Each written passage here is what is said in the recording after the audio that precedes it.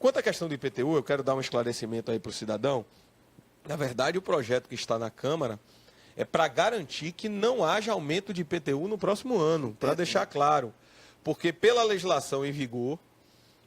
há uma correção automática. Há uma correção de automática de 4 em 4 anos, com as travas, por exemplo. Aí aumentaria o IPTU para 35% para residencial, por exemplo. Certo? Para ter, que na verdade não é aumento, para traduzir para as pessoas, no final gera acréscimo, mas é apenas uma atualização da planta genérica de valores. Qual o problema de Salvador? Salvador ficou 20 anos sem atualizar a planta genérica de valores. Quando você atua, o imposto é uma proporção, né? O IPTU, por exemplo, a alíquota de IPTU residencial é 1%. Então é 1% sobre o valor do seu imóvel. Então, isso nós não mexemos hora nenhuma na Câmara de Vereadores. Qual é o problema? O IPTU incide sobre uma base, incide sobre um valor. Então, ele incide sobre o valor do imóvel. Na hora que você, para efeitos da prefeitura, atualiza o valor daquele imóvel, logicamente, se você aplica uma proporção, você aumenta o valor bruto do imposto. Mas, só para tranquilizar o cidadão que está nos vendo agora, não há aumento de imposto, inclusive é para garantir que no próximo ano só haja a reposição da inflação, que inclusive esse ano é muito baixa.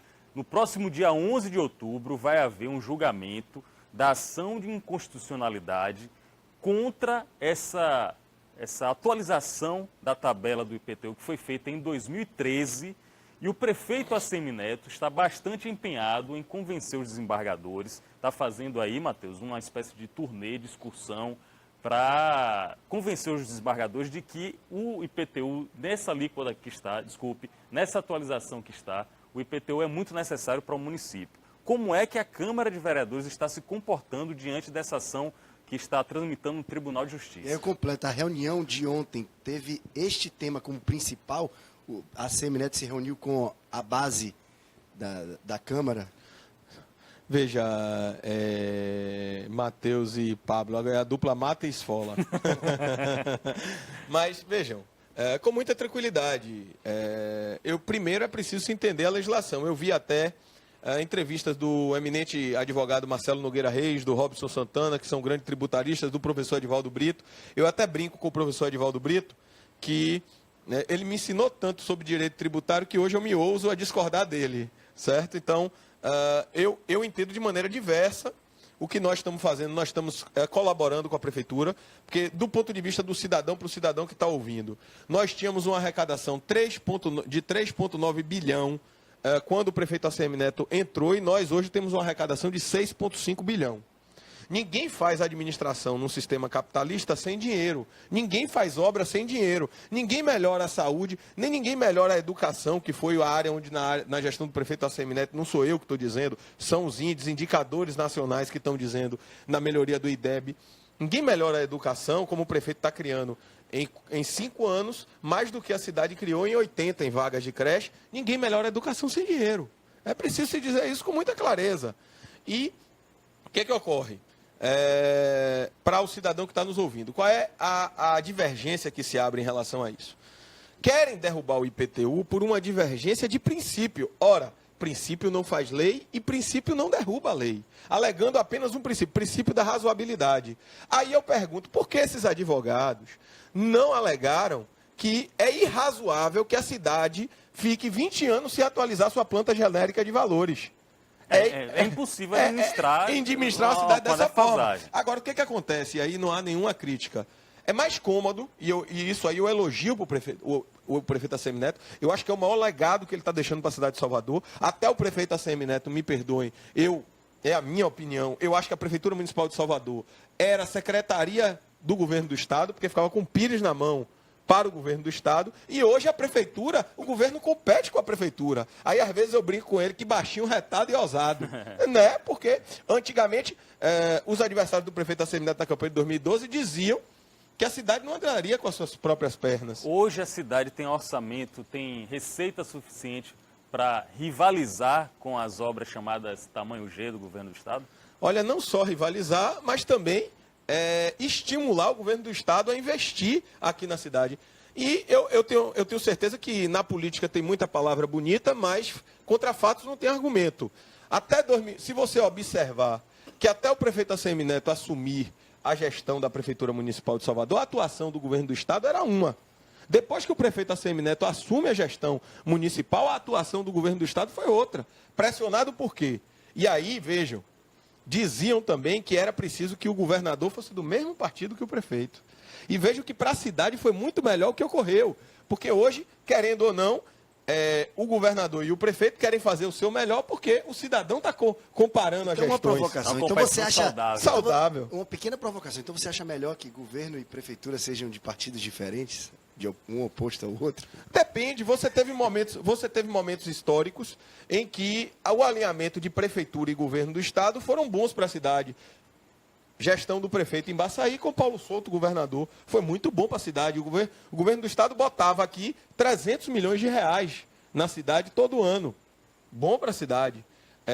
Mas você teve momentos históricos em que o governo do estado e a prefeitura serem alinhados não representou benefícios para a cidade. Exemplo, João Henrique e Jacques Wagner. De 2006 a 2008. Não representou benefício para a cidade. Que depois deixaram de ficar alinhados. Né? Depois deixaram de ficar alinhados justamente por isso. Então, assim, na política eu acredito que as atitudes e os fatos falam muito mais alto que as palavras. Léo Prates, presidente da Câmara, se saindo bem da pegadinha de Matheus Carvalho, já visando 2018, queria insinuar que seria bom a prefeitura e o governo... Não, quem disse isso foi ele. Aí, não. Mas veja, mesmo que eu quisesse, não seriam do mesmo partido.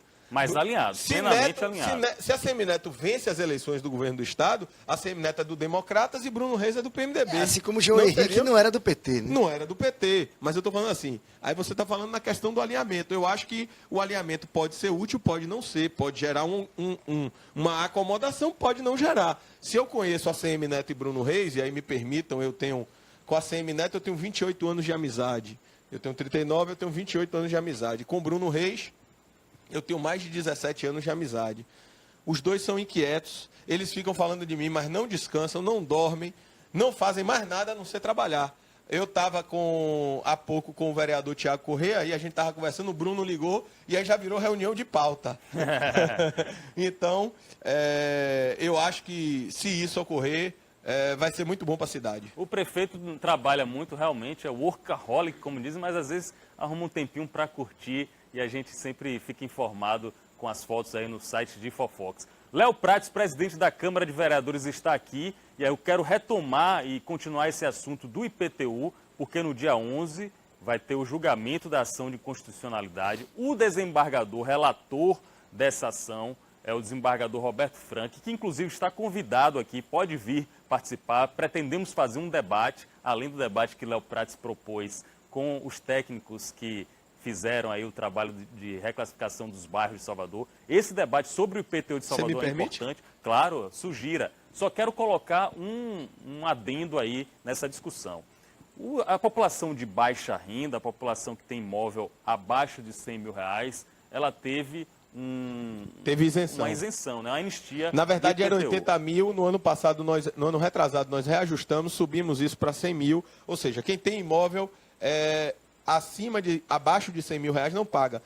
Era justamente, você veja aí como a gente está sintonizado. É sintonizado. Aí que vem a pergunta para quem é um internauta entender.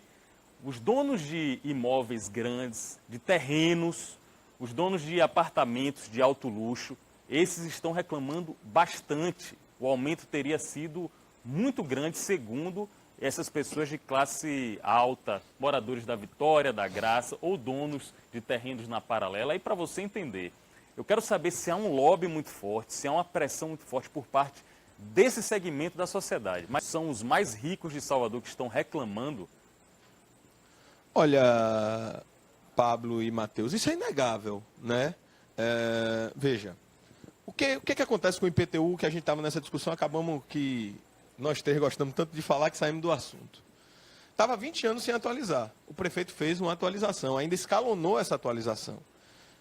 Imóvel residencial recebeu o menor impacto, imóvel comercial recebeu o segundo menor impacto e terreno recebeu o maior impacto. Eu quero lembrar ao seu internauta que o terreno é desestimulado, inclusive, pelo Estatuto das Cidades. O Estatuto das Cidades é claro em dizer que é obrigação do município combater a especulação imobiliária.